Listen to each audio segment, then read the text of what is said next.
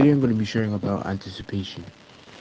When you can't wait to say it, they can't wait to hear it. You see, anticipation is one of the greatest things you can actually ever have. Many people really fail to understand this. The thing is, if we don't anticipate, we don't know what's coming at us. We don't know how we're going to prepare. You see, anticipation is the secret sauce of communication.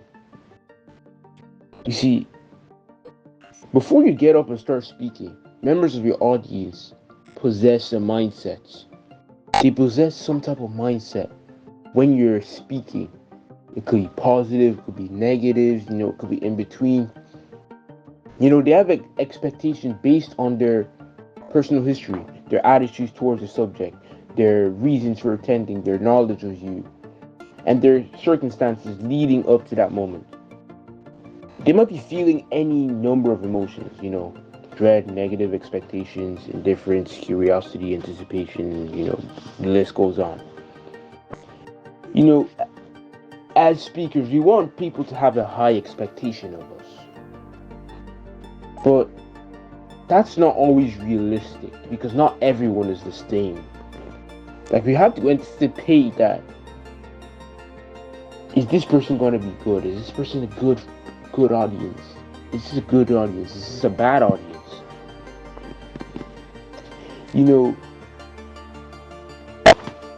If we don't learn how to anticipate, we can't become successful in our life. That's the same with John C. Maxwell. He's been to many conferences before, and some people don't listen. That's just the fact of life. Perspective, how we view things is how we do things. You see, that's really powerful. How we view things is how we do things. If you view things in a bad way, that's how you'll start doing it. If you view things in a good way, that's how you start doing it. Many people, their emotions trigger a lot because of a very, very small thing. Someone may say, "Oh, you're ugly," and then they will just start getting frustrated. The thing is that they view themselves that they're ugly. Well, if you talk about another person, they will view themselves as great. It doesn't matter what they say. It's it's their mindset. It's what they're thinking about themselves. When we change the way we look at things, the things we look at change. That's really powerful. When we change the way we look at things, the things we look at change. Believe you can communicate. If you can change in the way you look at things, change the way people talk to you, change the way you really look towards this conversation. The things we look at change. Speech perspective. Believe you have something to give. If you don't believe you have something to give, then you can't be successful. If you can't believe in yourself, who will? Believe that you have a great message. Believe that you can actually become clear for success. And the last one is audience perspective.